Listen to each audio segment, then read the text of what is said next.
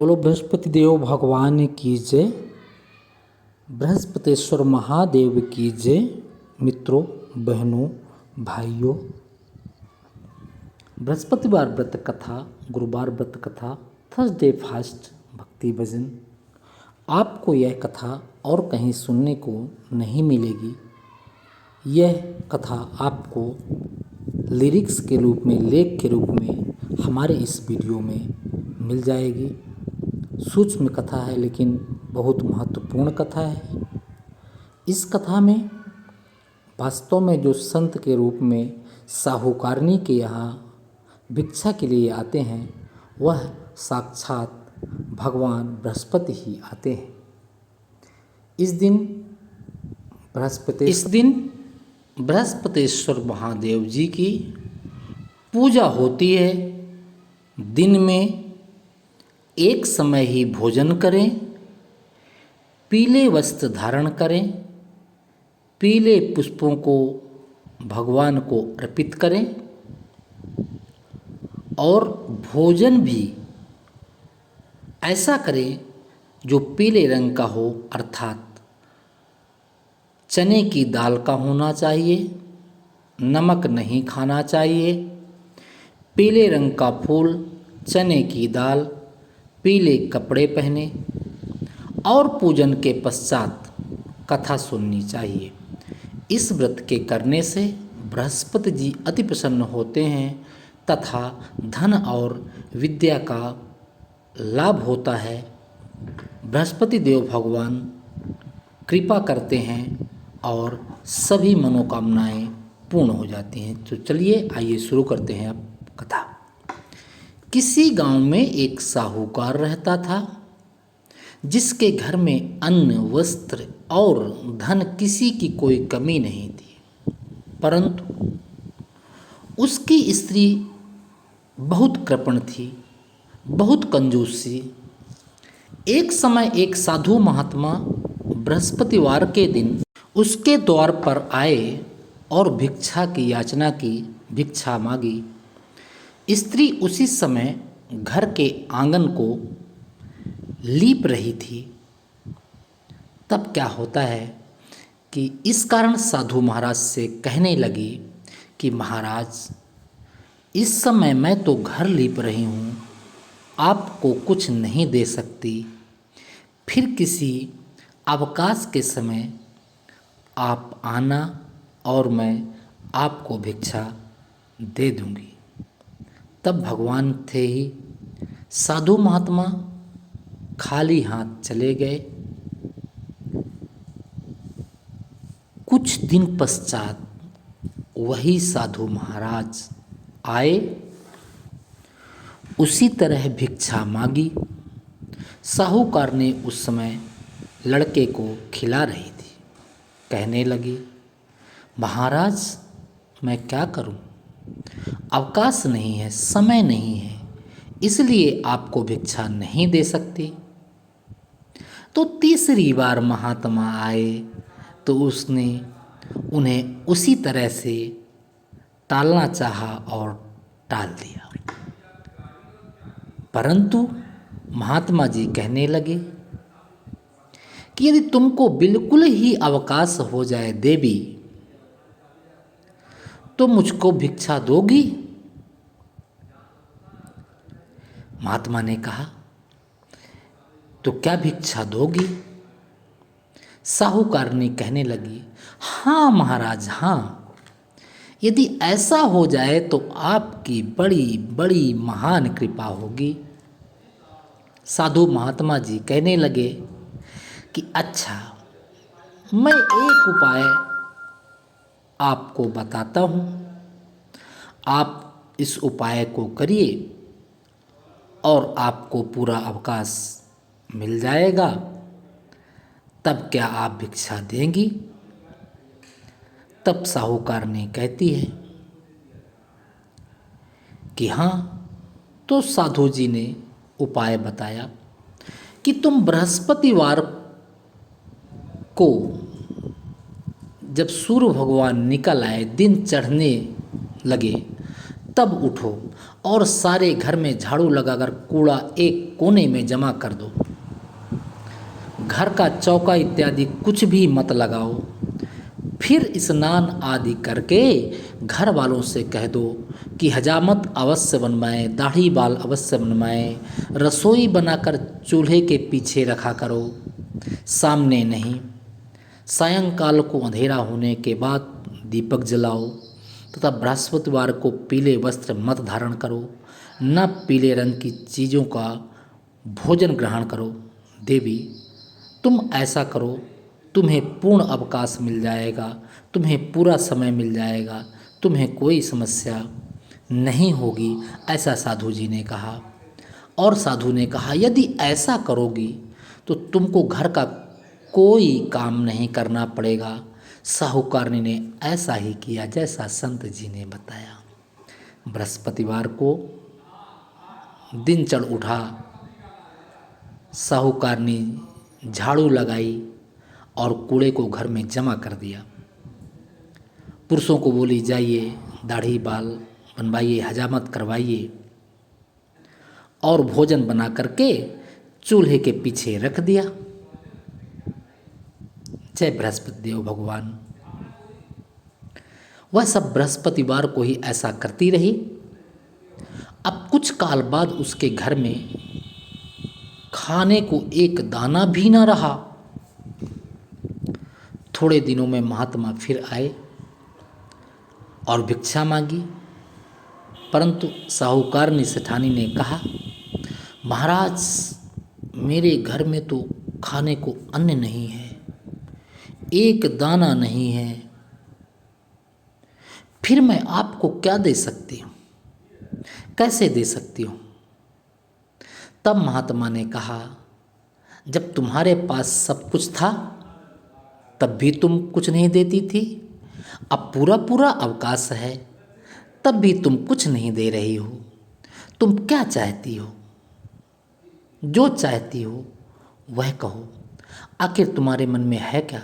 जब तुम्हारे पास अवकाश था तब तुम नहीं देती थी, अब अवकाश है तब भी नहीं देती हो। तब सेठानी ने हाथ जोड़कर प्रार्थना की, महाराज अब कोई ऐसा उपाय बताओ कि मेरे पहले जैसा धन धान्य हो जाए। अब मैं प्रतिज्ञा करती हूँ कि अवश्यमेव जैसा आप कहेंगे वैसा ही करूँगी। कोई भी साधु संत महात्मा यदि भिक्षा के लिए आएगा तो उसे भिक्षा अवश्य दूंगी।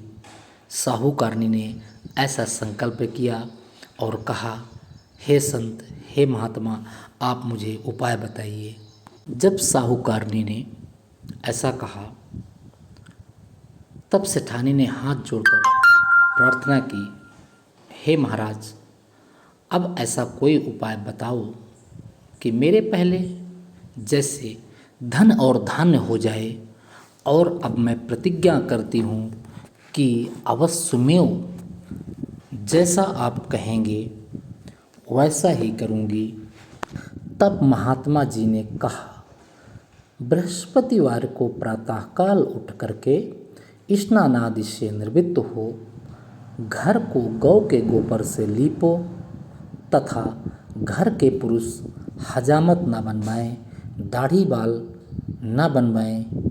तुम्हें ये सब करना होगा, तभी साहूकारनी तुम अपने कर्तव्य पथ पर अडिग रह पाओगे। आगे भूखों को अन्न जल देती रहा करो। ठीक सायंकाल को दीपक जलाओ। यदि ऐसा करोगी तो तुम्हारी सब मनोकामनाएं भगवान बृहस्पति जी की कृपा से पूर्ण हो जावेंगी। और यदि ऐसा नहीं करोगी तो तुम्हें फिर से वही, तुम्हारे घर में वही समस्या होगी कि एक अन्न का दाना तुम्हारे घर में नहीं रहेगा। और तुम यदि ऐसा करोगी तो सभी मनोकामनाएं तुम्हारी पूर्ण हो जाएंगी। सेठानी ने ऐसा ही किया और उसके घर में धन्य धान्य वैसा ही हो गया जैसा कि पहले था।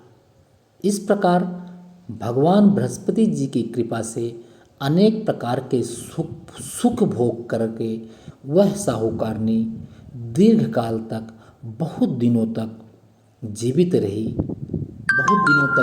रही, और सेठानी संत की बात, उन महात्मा की बात को मान ली। जय बृहस्पति देव भगवान की जय। अब कथा का दूसरा भाग प्रारंभ होता है। मित्रों, बहनों, यह कथा आपको कहीं नहीं मिलेगी। यह बहुत महत्वपूर्ण कथा है जो गुरुवार के दिन इस कथा को सुनना चाहिए। बृहस्पतिवार व्रत कथा, थर्सडे फास्ट भक्ति भजन के लिए आ गया। तो देखिए कथा का दूसरा भाग। एक दिन इंद्र बड़े अहंकार से अपने सिंहासन पर बैठे हुए थे और बहुत से देवता, ऋषि, गंधर्व, किन्नर आदि सभा में उपस्थित थे। जब भारी सभा लगी हुई थी, जिस समय बृहस्पति जी उस सभा में वहाँ पर आए तो सब के सब उनके सम्मान के लिए खड़े हो गए, परंतु इंद्र गर्व के मारे खड़ा ना हुआ, अपने घमंड के गुरूर में वह खड़ा ना हुआ। यद्यपि वह सदैव भगवान विष्णु का आदर किया करता था, लेकिन उस दिन बृहस्पति जी का अनादर किया और बृहस्पति जी वहाँ से उठकर चले गए। तब इंद्र को बड़ा शोक हुआ कि देखो, मैंने गुरु जी का अनादर कर दिया, मुझसे बड़ी भारी भूल हो गई। गुरु जी के आशीर्वाद से ही मुझको यह वैभव मिला है, उनके क्रोध से सब नष्ट हो जाएगा। इसलिए उनके पास जाकर के हमें उनसे क्षमा मांगनी चाहिए।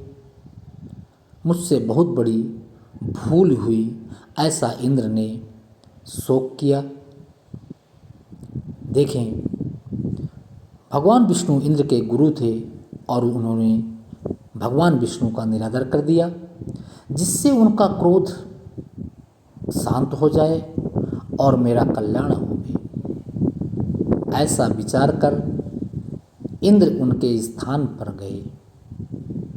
जब बृहस्पति जी ने अपने योग बल से यह जान लिया कि इंद्र क्षमा मांगने के लिए यहाँ आ रहा है, जब बृहस्पति जी ने अपने योग बल से यह जान लिया कि इंद्र यहाँ पर क्षमा मांगने के लिए आ रहा है और इंद्र आया भी, तब क्रोधवश भगवान विष्णु इंद्र से भेंट करना उचित नहीं समझे और उचित ना समझ करके अंतर्ध्यान हो गए। वो तो साक्षात भगवान विष्णु हैं, सब कुछ जानते हैं। जब इंद्र ने बृहस्पति जी को घर पर ना देखा, तब निराश होकर वापस लौट आए। तब दैत्यों के राजा वृषवर्मा को यह समाचार मिला। उसने गुरु शुक्राचार्य की आज्ञा से इंद्रपुरी को चारों तरफ से घेर लिया। गुरु की कृपा न होने के कारण देवता हारने व मार खाने लगे। तब उन्होंने ब्रह्मा जी को विनयपूर्वक सारा वृत्तांत सुनाया। तब ब्रह्मा जी ने कहा, अब तुम्हारा कल्याण इसी में हो सकता है कि त्वष्ठा ब्राह्मण का पुत्र विश्वरूपा बड़ा तपस्वी और ज्ञानी है, उसे अपना पुरोहित बनाओ। ब्रह्मा जी ने इंद्र से कहा, तो तुम्हारा कल्याण हो सकता है। यह वचन सुनते ही इंद्र त्वष्टा के पास गए और बड़े विनीत भाव से त्वष्टा से कहने लगे कि आप हमारे पुरोहित बनिए, जिससे हमारा कल्याण हो जाए। तब त्वष्टा ने उत्तर दिया कि पुरोहित बनने से तपोबल घट जाता है, परंतु तुम बहुत विनती करते हो, इसलिए मेरा पुत्र विश्वरूपा पुरोहित बनकर तुम्हारी रक्षा करेगा। ऐसा त्वष्टा ने कहा कि मेरा पुत्र आएगा और पुरोहित बनकर तुम्हारी रक्षा करेगा। विश्वरूपा ने पिता की आज्ञा से पुरोहित बनकर ऐसा यत्न किया कि हर इच्छा से इंद्र वृषवर्मा को युद्ध में जीतकर अपने इंद्रासन पर पुनः स्थित हुआ। विश्वरूपा के 3 मुख थे। एक मुख से वह सोमपल्ली लता का रस निकाल पीते थे, दूसरे मुख से वह मदिरा पीते और तीसरे मुख से अन्नादि फल फूल मेवा आदि का भोजन करते थे। विश्वकर्मा की आज्ञानुसार यज्ञ प्रारंभ हो गया।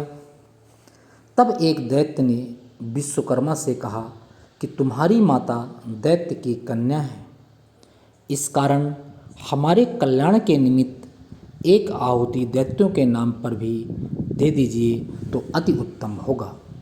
विश्वरूपा उस दैत्य का कहा मानकर आहुति देते समय दैत्य नाम भी धीरे से लेने लगे।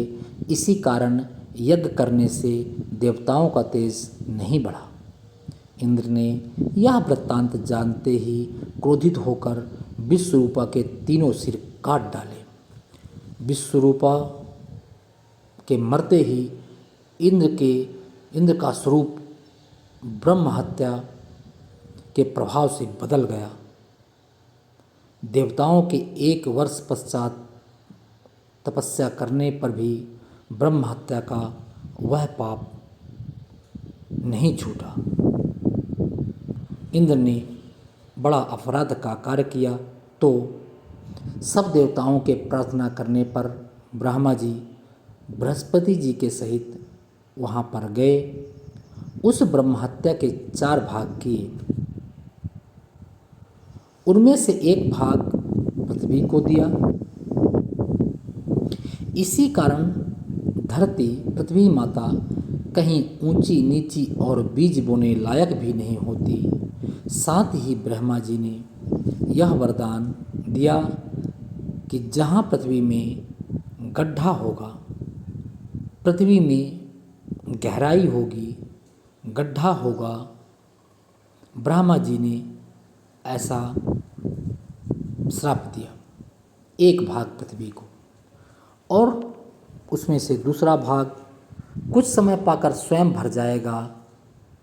दूसरा वृक्षों को दिया जिसमें उसमें गोंद बनकर बहता है। इस कारण गूगल के अतिरिक्त सब गोंद अशुद्ध माने जाते हैं। वृक्षों को यह वरदान दिया कि ऊपर से सूख जाने पर जड़ फिर से फूट जाती है। ऊपर से सूख जाने पर तुम्हारी जड़ फिर से फूट जाएगी। ऐसा दूसरा वरदान भगवान ब्रह्मा ने पेड़ को दिया। पहला भाग पृथ्वी को दिया, दूसरा भाग पेड़ को दिया और तीसरा भाग स्त्रियों को दिया।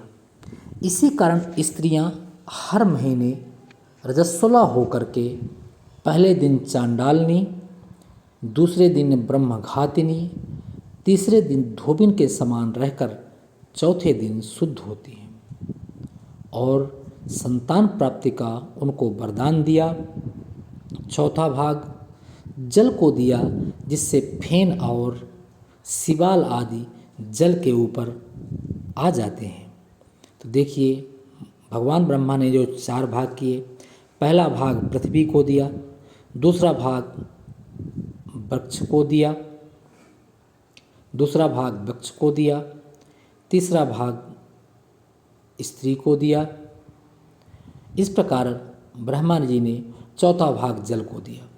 तो जल को यह वरदान मिला कि जिस चीज़ में डाला जाएगा वह उसमें बोझ बढ़ जाएगा। इस प्रकार इंद्र को ब्रह्म हत्या के पाप से मुक्त कर दिया। जो मनुष्य इस कथा को पढ़ता या सुनता है उसके सब पाप बृहस्पति महाराज की कृपा से नष्ट हो जाते हैं और वह सांसारिक सुख भोग करके अंत में स्वर्ग लोक को जाता है। क्योंकि आज बृहस्पतिवार है और बृहस्पतिवार की यह कथा आपको कहीं सुनने को नहीं मिलेगी। मित्रों, यह कथा जरूर सुने, जिससे आपको वास्तविक बृहस्पति का ज्ञान होगा। जय बृहस्पति देव। ये कहानी का सारांश जानते हैं। देखिए, साक्षात भगवान बृहस्पतिश्वर साहूकारनी के यहाँ आते हैं और साहूकारनी के घमंड को तोड़ते हैं और उसे पुनः फिर से वही जीवन दान देते हैं, वही धन धान्य से परिपूर्ण कर देते हैं। और भगवान इंद्र को भी अपमान करने पर भी क्षमा याचना दे देते हैं। यदि ऐसा कोई है तो यह बृहस्पतिश्वर भगवान ही हैं, विष्णु भगवान ही हैं, जो हर किसी के सुख दुख को समझ करके उसे जीवन दान देते हैं। मित्रों, जय हिंद, जय।